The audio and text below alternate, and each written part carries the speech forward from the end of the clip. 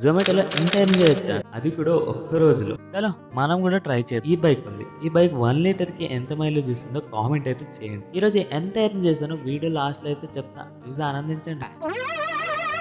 ఏంటి బాబన్న ఇంకోసారి బైక్ తీసుకొని స్టార్ట్ అయితే అయిపోయాను. నా ఫస్ట్ ఆర్డర్ వచ్చేసి బర్గర్ కింగ్ నుండి. ఈ ఆర్డర్ డ్రాప్ లొకేషన్ వచ్చి అరౌండ్ 2.2 కిలోమీటర్స్. ఈ ఎండలో ఎలా తీసుకొని వెళ్ళాలో ఫస్ట్ ఆర్డర్ అయితే సక్సెస్ఫుల్ గా కంప్లీట్ అయితే చేశాను. సెకండ్ ఆర్డర్ వచ్చేసి లాపినోస్ పిజ్జా. ఇది కూడా దూరం దూరం వేస్తున్నాడు భయ్యో, 2.9 కిలోమీటర్స్.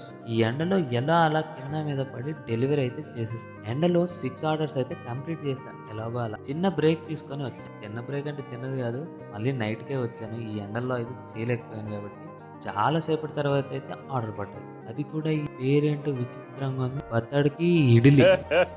బత్తడికి ఇడ్లీ ఆర్డర్ అయితే పిక్ చేసుకున్నా. ఆర్డర్ డెలివరీ అయితే చేయడానికి స్టార్ట్ అయింది. సార్ మా ఫ్రెండ్ అయితే పట్టుకొచ్చే తోడుగా.